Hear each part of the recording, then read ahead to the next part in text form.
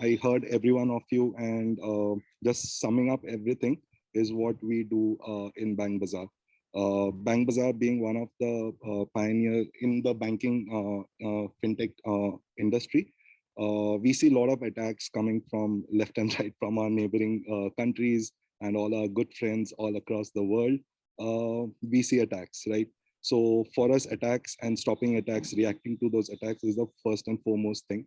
Compliance is something which we take it as a secondary approach, because if you are secured, compliance will be there. You won't have to worry about compliance. So it's prime thing is on security. So when Corona happened, right, a lot of tools, lot of softwares and the business plans of the security softwares changed overnight. They became outdated, right? And like Corona was spreading, the term zero trust was also spreading in the security industry. Every vendor was telling we are zero trust, and these are the models of zero trust.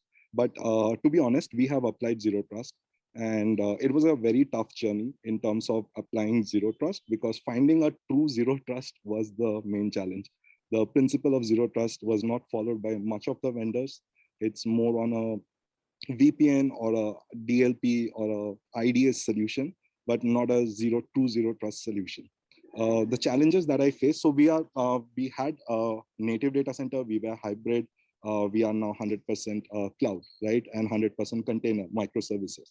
So when we talk about zero trust, now there are vendors, there are solutions which comes and sits very close to your application, right?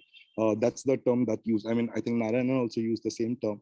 So when you say sit close to the application, now there are various thought process that goes in key. What is sitting close to the application? It can be sitting in the same VM, or it can be sitting in the same container, right? But that's kind of a challenge for any team when it sits within a container. Now, what is a container? A container is a bare minimum operating system, or rather a process. I would consider it as a process, right? Which is running only things which is required for an application. For a Tomcat or a Nginx, only the Nginx things will be running. There will be no extra packages. And that's where the security of containers comes in, because you don't have any extra packages to be exploited or to be, breached into, right? You just have to focus on Nginx and their dependency packages.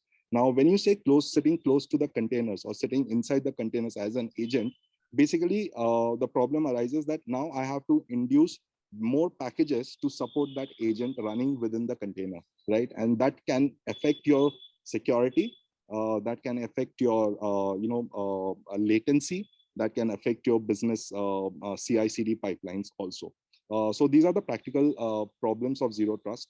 So yeah, two things I would say. All the products are good in the market, but it is very hard to find the true zero trust product. And implementing of zero trust is again a strategy. It's not something that we buy and we just deploy with the help of a vendor or your teammates deploy it. It's more of a strategy than a tool.